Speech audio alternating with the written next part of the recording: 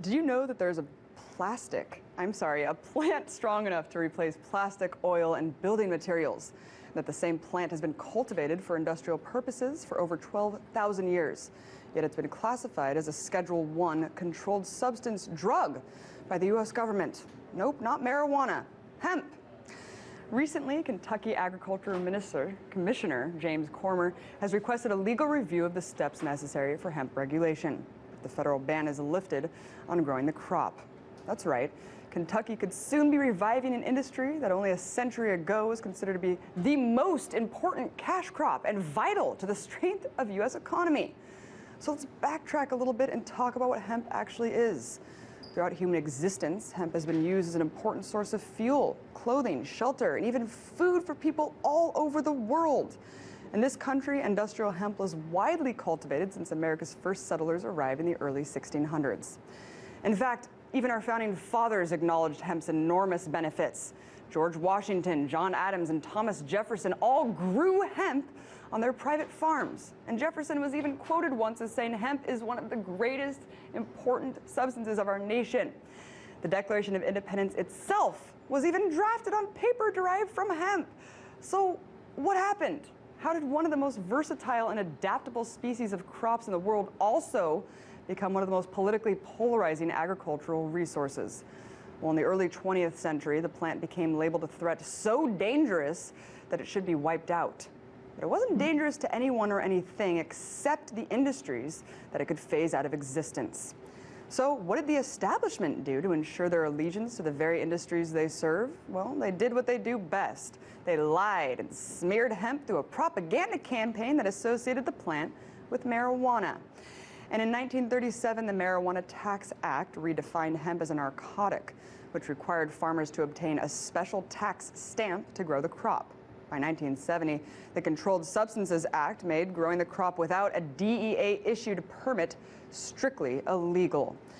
Because of the government crackdown on the crop, it has a negative association. And at this point, you still might be confused because of years of being brainwashed to think that hemp is exactly the same as marijuana, or that its close association with it must classify it as a drug. But this couldn't be farther from the truth.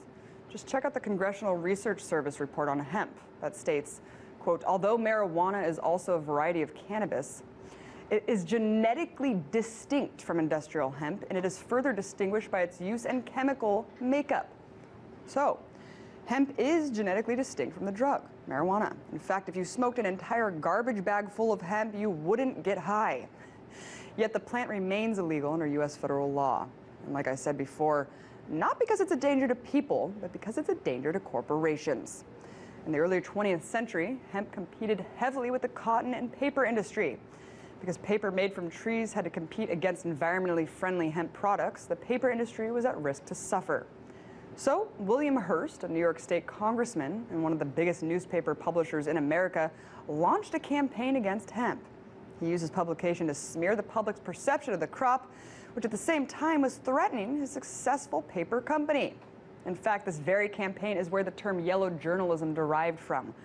But this was in the 1920s. How is the propaganda still working today? Because the threat hemp poses isn't limited to paper. Reviving the industry could potentially devastate the profits of huge corporations that manufacture lumber, fossil fuels, steel, alcohol, and even food, among many other things, including this. In 1941, Henry Ford even built a car made almost entirely from hemp. The frame of the car was 12 times lighter than steel and 10 times stronger. Not only that, but the car was powered by hemp seed oil. Do I even have to explain the threat that this technology would pose to giant oil companies? Processed hemp also creates one of the strongest fibers we know of, providing all natural materials to build homes, ships, trains, planes, and automobiles, and practically indestructible clothing.